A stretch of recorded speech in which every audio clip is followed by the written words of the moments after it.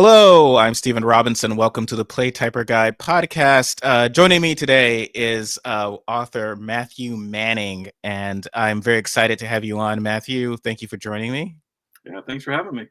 Matthew, you are a comic book writer of so many titles. I'm just gonna wind up just linking down below, but I do want to start off with your current work on Dick Tracy, which is a sort of I've always been, and I don't know if this is your experience as well, reading Dick Tracy comics in the newspaper and being very excited and seeing what's going to happen next and so forth. So tell me how you got on that assignment and, your interest in Dick Tracy.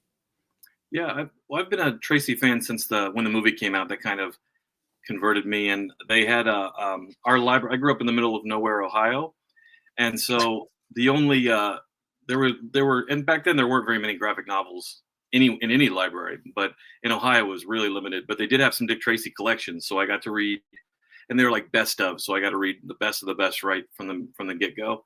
And so I remember collecting like the McDonald's game pieces when the movie came out and all that kind of stuff. And, but yeah, so I've been a lifetime fan, and I actually and there was a lull in the quality of the strip for a while until Mike Curtis and Joe Staten took over, and then it got good again.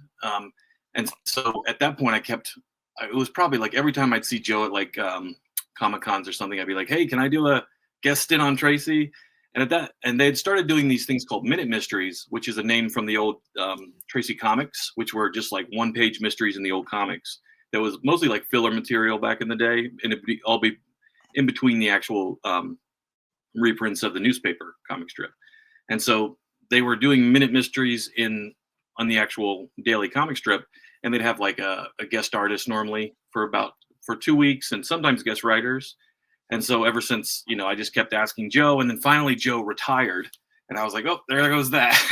And then Shelley took over after him, and so she contacted me after. Oh, I emailed her on our Facebook Messenger or something and said, "Hey, I've been trying to do this forever," and so then like a year later, she responded, was like, "Oh yeah, sorry, your email got lost," and then we ended up doing a guest stint.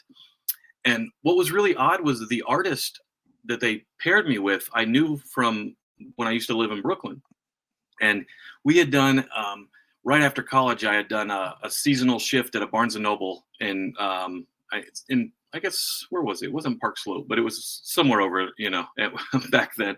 And they had one of the people that was also working there was an artist, and he'd shown me his stuff. And his name's Howie.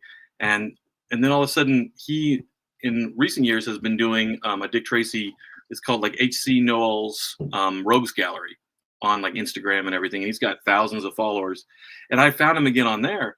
And I was like, "Oh, hey, I love your stuff," and we started talking. But then I was going to, before I could even suggest him to be my art partner, he just happened to be assigned to it. So it was like a really fun little case of, fortune serendipity there, I guess, And so we teamed up on it and did a 2-week guest spot where we really wanted to make it.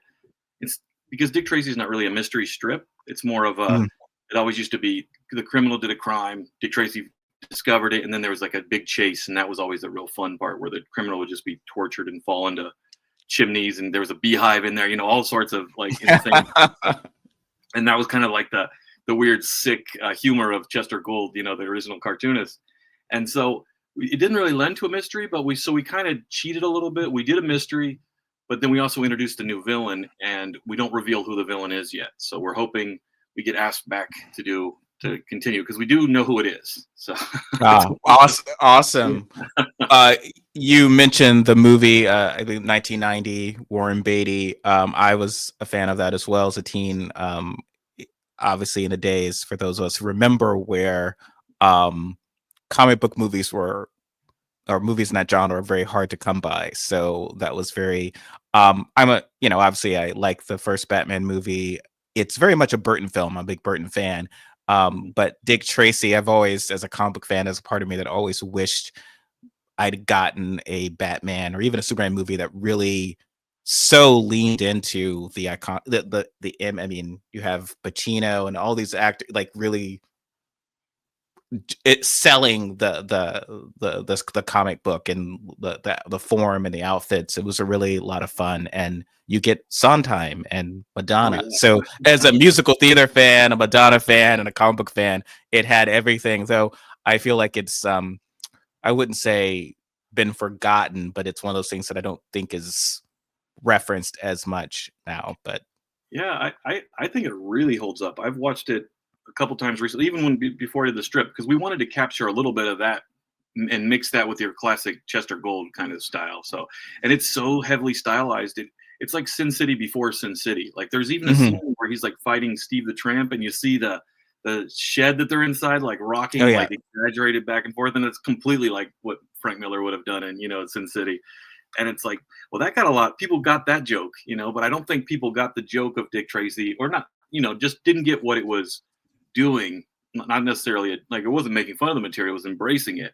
But after the very serious of the first Batman movie, especially, people were like, "Oh, it's the next year," like it couldn't even really be inspired by that. There wasn't enough time, it had already been in production. So Oh, absolutely. yeah, and big, Uh, he picks and chooses his assignments. So that was something he'd been working on, and now no one else can do it. And he's got the I don't know if you've seen the follow-ups specials he's done. Oh yeah, they are hilarious. If you could tell folks about them like he does to prevent him losing the rights. Yeah, I don't know how many. I don't know if it's every 15 years because there's only been two of them.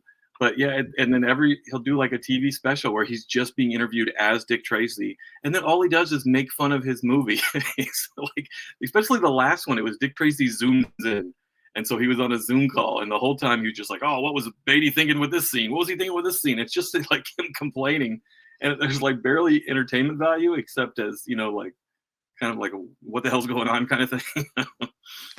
Um, and you've written a lot for Batman, a favorite character of both of ours, of course. And I've always, how would you describe, especially as a writer and a fan, the difference between the two? There's because they all have these great rogues galleries. They're kind of a sort of its own stylized world. But what would you say sort of as the commonalities, but also the sort of a key difference between them? Yeah, I think they're very much. I think Batman is very much in the vein of Dick Tracy, and it's funny you asked that because just last night I was reading Max Allan Collins, who wrote the Dick Tracy comic strip in the '90s and '80s and Mhm. started in the late '70s. Um, I just happened to read an old Batman issue of his because I was like, oh, I want to read something from when I was a kid or something. So it was like a late or mid '80s issue, and Yeah. in the back of it, he talks about this very thing that he got to write Batman and he got to write Tracy, and he was talking about how the similarities, and he actually claims that Bob Kane told him at one point that he pretty much was just using Dick Tracy, kind of Yeah, like, some Dick Tracy, some yeah, Zorro. Max Allen Collins for folks of my generation certainly would who are reading Dick Tracy. He would have been writing it, I think, because yeah. that's around the period. And I he wrote the first Batman comic that I purchased off the stands, which Oh was yeah, the first. It was Batman 410 for the fans of the first new Robin, Jason Todd. Jason Todd had been introduced, then they sort of redid his origin um, when they sort of revamped all the comics in the mid to late 80s, and Max Allan Collins started his run sometime during that. And then he wrote some kind of key issues that I think aren't he's not necessarily associated with or remembered for. So it's certainly the first new Jason Todd origin is written by him. So that storyline of Jason Todd is no longer coincidentally having the same origin as Dick Tracy. He as Dick Grayson. He now has a new origin, which many people actually say is one of the better ones, where he's the street kid who stole Batman's yeah, tires,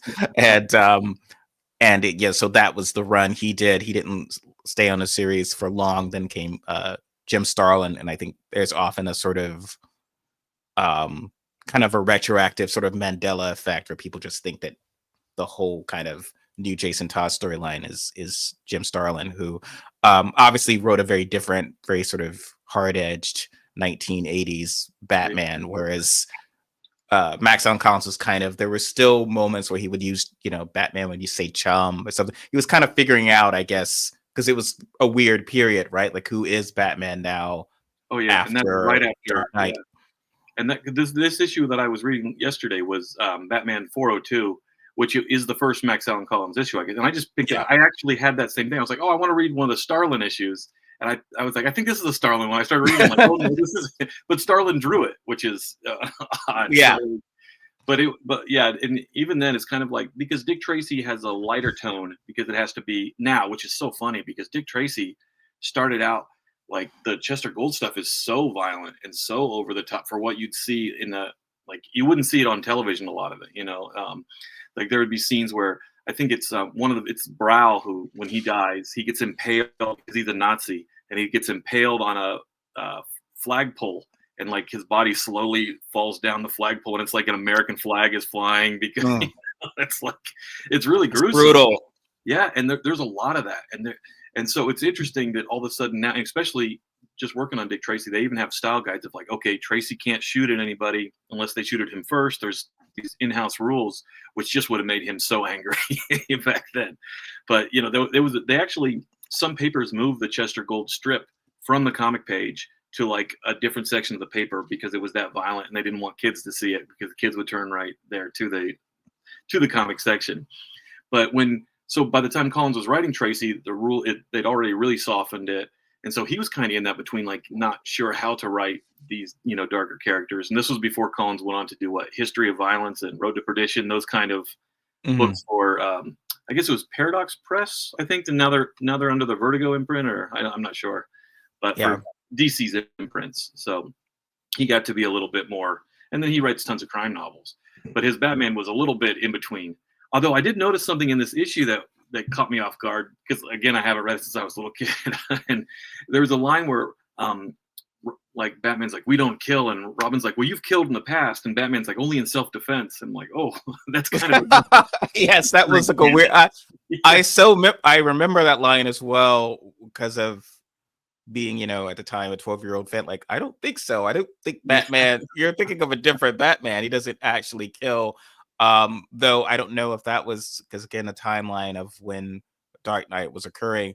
Batman's history is so fascinating to me because there was no hard kind of John Byrne Superman like reboot. It was sort of just suddenly things were changing, and Dark Knight, wasn't necessarily intended to sort of, this is who Batman's going to be for a generation. It was, this, for lack of a better word, because that term didn't exist yet, Elseworld, and then it just was so huge. And so, but like Batman was really something when I go back and look at them, it's like, oh, like he's far more like Wolverine of the, he's suddenly Wolverine-ish, like the idea of like a cover where his costume shredded and he looks like he's gonna get into a scrap. It's like classic, Wolverine, and not necessarily Batman. Used to be sort of very much put together aristocratic detective, very Zorro like.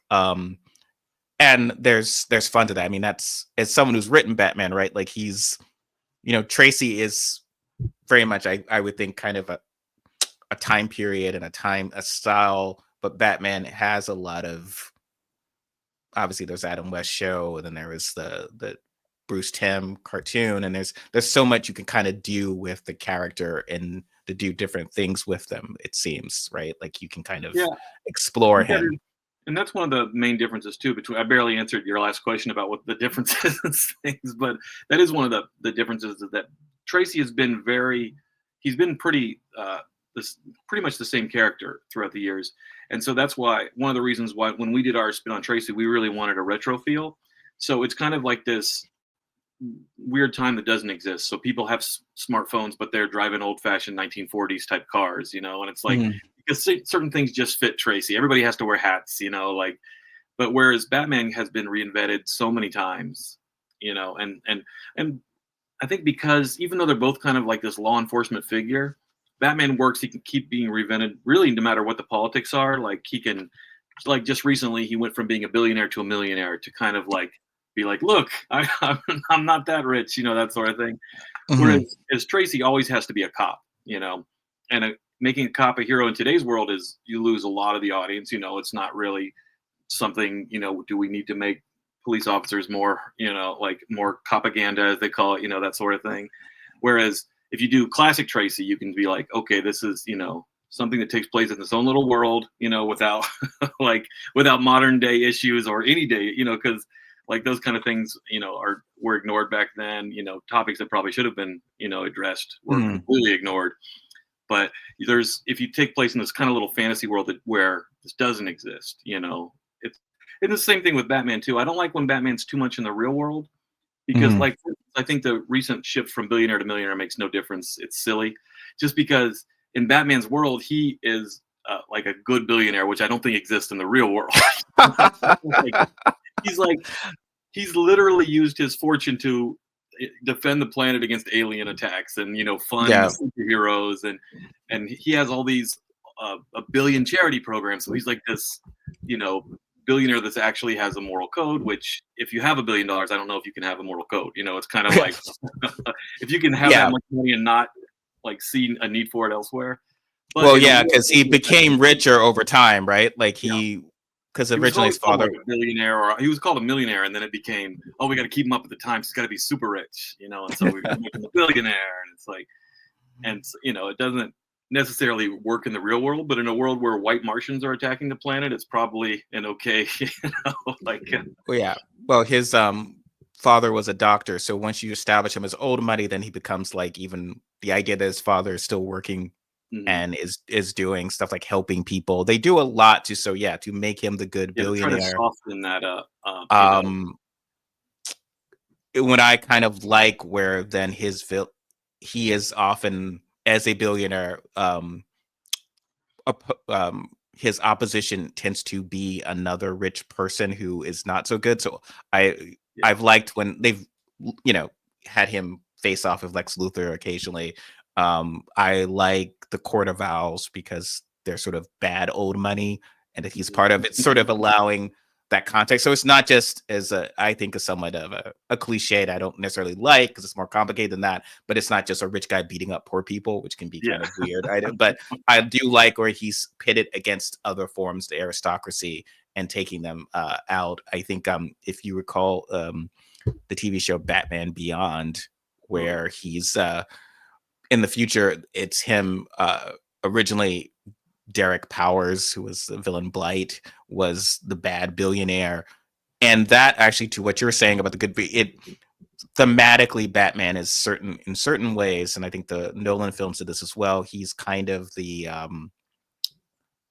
prince of Gotham. So it's kind of like the money. It's sort of like our way of just saying he's a prince who's also the knight, right? And he's protecting against the bad kings and the bad, there's that dynamic that's going on that in an interesting way gives him such a intimate relationship with the city, Gotham City, because it becomes like sort of his kingdom that he's protecting.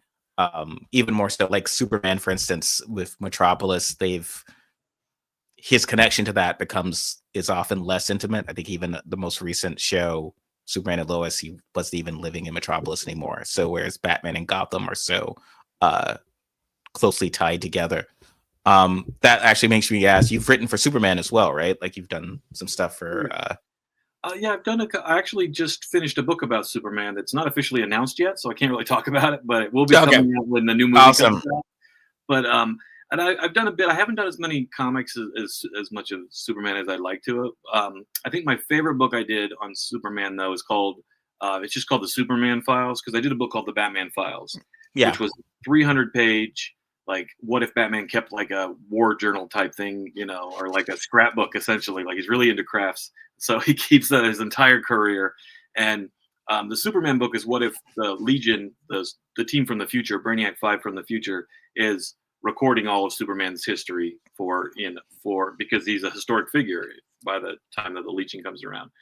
And so that was a lot of fun, because it was a lot of writing in Clark's personality as writing as journal entries, or and newspaper articles, so you kind of had to change his tone just a little bit. Like, this is how he sounds professionally, this is how he sounds in private. And that was one of the things I really learned when I was writing that. Is people are always like, oh, Clark is the real personality and Superman is the persona, and there's always this need to define which one's the real one for him and Batman. And I actually don't really agree. I think that he never gets to be himself almost ever. Like Oh yeah, except with Lois. Like Superman has to be larger than life. This icon people look up to, and Clark has to kind of be hidden and his real self. Like that's why I enjoy the Legion comics in the future. I think that's the only time he actually gets to be himself, than with his family, is because here you have everybody knows who he is. Everybody has superpowers on this team in the future, and he's really just gets to be this. And back then, he it was in those stories, he was a teenager and he traveled to the future, and so he was this teen just kind of discovering himself. And I feel like that's a whole huge area of DC because he used to be very popular, and I feel like it's completely been like yeah. That was a shame. I loved it, and I thought that was something that would be really cool. I was I liked Superboy, or mhm, some would say Super Teen, because I have a 10-year-old doesn't really want to be called a boy anymore. So I think if he had superpowers, he's like, I'm Superman. I think that was the advantage of Spider-Man, right? But I think mhm. the and I disagree with the idea that Superman can be boring or whatever. I don't think so. But this is something the TV show Smallville did introduce, was the idea that, well, if you make him younger, then there's inherent challenges. There's self-doubt, all of these things. Like, so it doesn't matter how powerful he is. As you know, when you're a teenager, just those own struggles actually gets you sort of a way into the character that's kind of cool and neat to see. And so I really, I always like the Legion stories as well. Yeah, what you were saying, he's always someone else is talking about that, because the trailer for the upcoming Superman, which has crypto, so I'm very excited already. My son is sold. He saw crypto and he's like, that we're seeing this.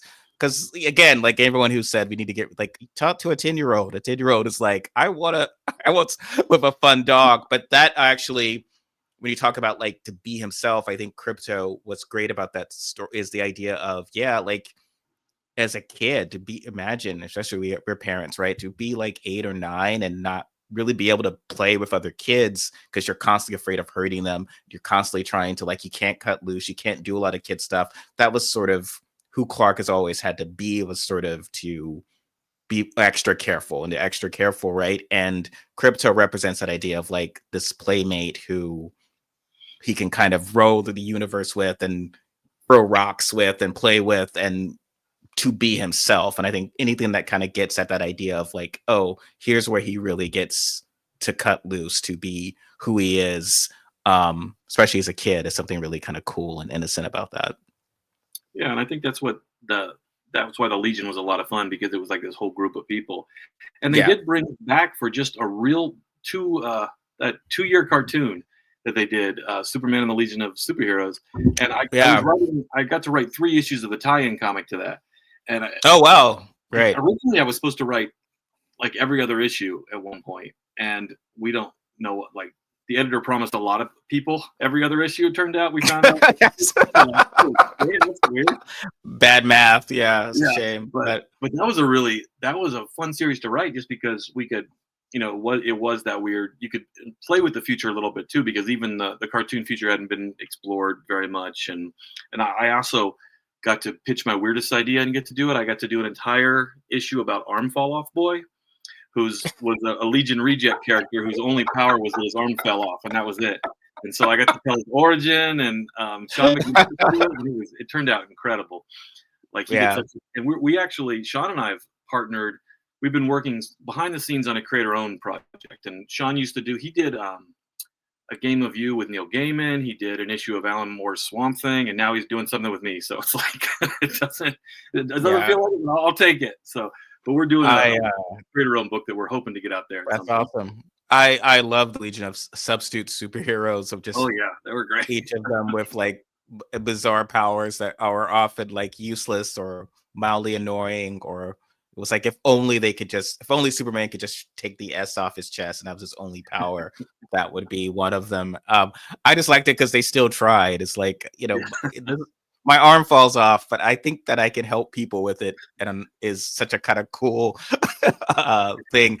I It was like an American Idol like process too. It was like had 3 judges and they were buzzed in, and it was Yeah, just like exactly. It'd be like, no, that's a useless power, or whatever. And they didn't hold a grudge. All of those could have been supervillain origins, but instead it was like, okay, I get it. I'm on the I'm on the substitute group.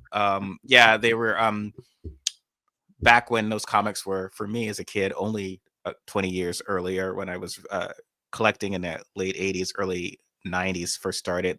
I would look for those old action comics where they were the backup feature, the Legion. Oh yeah, yeah, those are And great. then those are great. And then with Superboy in them. And then there was a point where I think Superboy was taken out of the Legion, and it was Yeah. just. But those are still cool. But I love when he's in that world, in that future. It's a great storyline. It's also great for Supergirl whenever they've done that Oh as yeah, well. It's a yeah, she great was place to sort of in there in the same deal with time the a lot of character. it.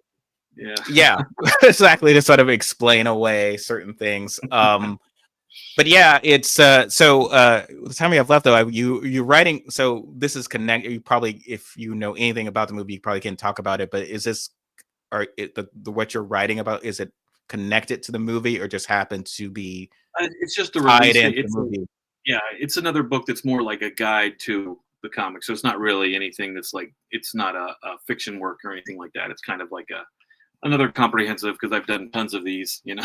So Yeah, those are great. I always love when there's something comes out and you get, often through tie-ins, either cool stuff like that or something that had no one had thought about releasing, but they thought they could sort of sell. I remember when the movie Van Helsing came out like 20 years ago, that was when they kind of repackaged all the old Universal horror movies and really cool DVD packages and sold them at the oh time, and they yeah, would gobble those up. So it was like every time it's a big release, it's like, okay, well, thank you, Hugh Jackman.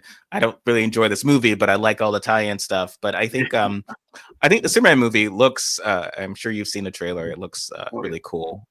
Yeah, and I'm Um, excited because I grew up. My first comic was Batman and the Outsiders, and so Metamorpho, one of the members of that, is going to be in the Superman movie, and awesome.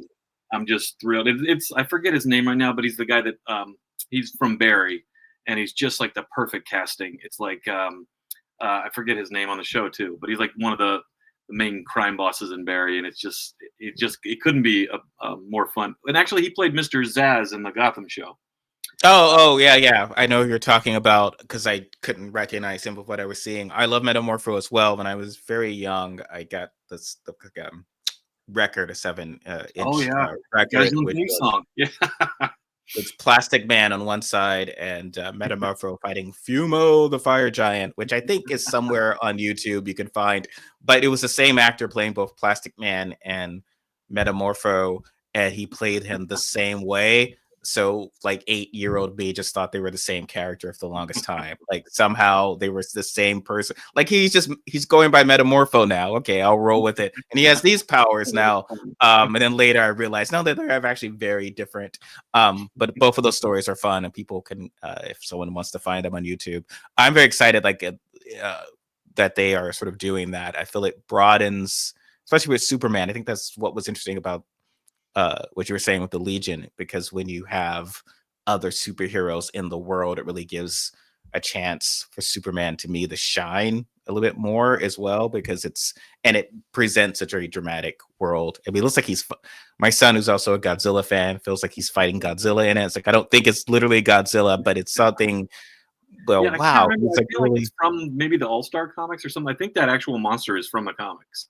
yeah. I haven't even remembered to look into it, but every time I see it, I'm like, I should go figure out what that's from, and then I just don't. Yeah, but that looks awesome.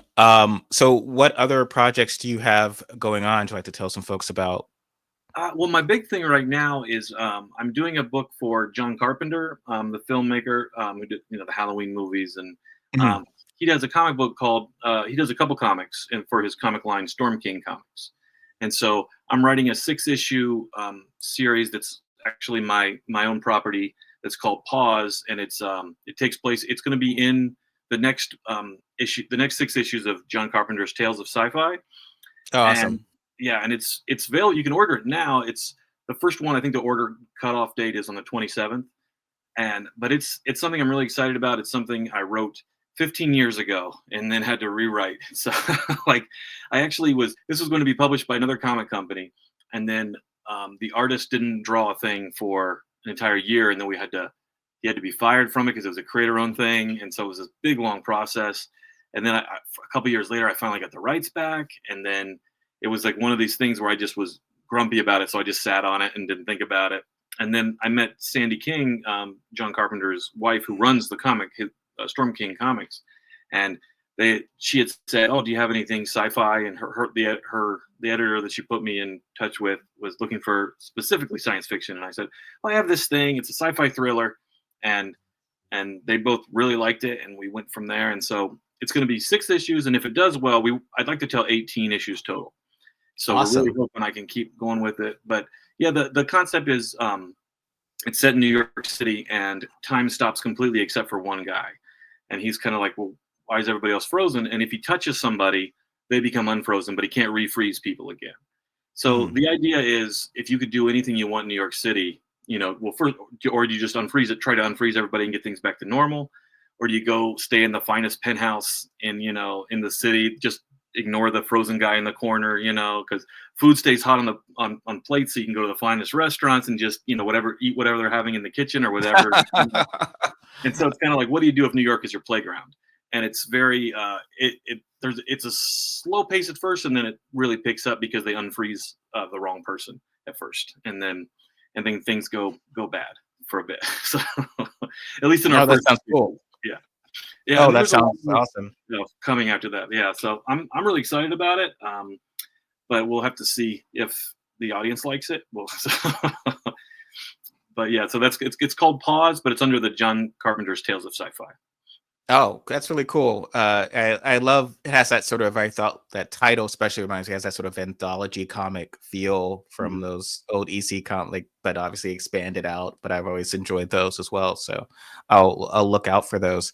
Thanks for talking to me about what you've been working on and what you've been doing. You I know had been hit somewhat by the hurricanes where you were. I'm glad you're safe and doing well. And folks can I hope are still paying attention to that. Like that people still might need some help and whatever in some of these areas that have been impacted. But I'm glad that you're safe and Okay. um Yeah, especially if for someone who's into comics and collects stuff. I also like, oh yeah, no, the you've got comic. cool. Yeah, all your stuff is still there. Thank God. It was always, you Yeah. know. Actually, I'm writing I actually just finished it last week, but we're doing a 100-page graphic novel about the history of Asheville that I've been writing for a couple of years. And so when the hurricane hit, we talked about the flooding of 1916, which was the worst one to date, and this one was worse than that. So I Oh had to go wow. and change the last parts of the book I'm like, well, you go from writing history to living it. We have to include that. And so I had to cut out some other stuff that I wanted to include, but that'll be coming. The artist for that's also local here, but it's a national publisher, but they publish all over the country, specific location books kind of thing. But it's going to be 100 pages painted. It's going to be their first graphic novel ever, and he's still got about 80 more to go. So it's going to be at least a year, 2 years before that one comes out. But we hope to continue to remind people about the hurricane at that point too. So Yeah. Well, hopefully it won't be another you won't have to do any revisions for that. Let's hope that yeah, there's oh not man, going to be another, so that you're safe and sound. And yeah, thanks for joining us. Folks, like, share, subscribe, check out Matthew's work. Your website, I think, is your name very yeah, it's clearly. MatthewKman.com, and there's a direct link on there to our strips for the Dick Tracy comic too that you can read for free. That starts at the beginning of those, so that's all on there. Yeah, and please check those out. Those are a lot of fun, and also get that Superman book because I love the Batman files as well. So, thanks, Matthew, and we'll chat with everyone next time. Take care. Thank you.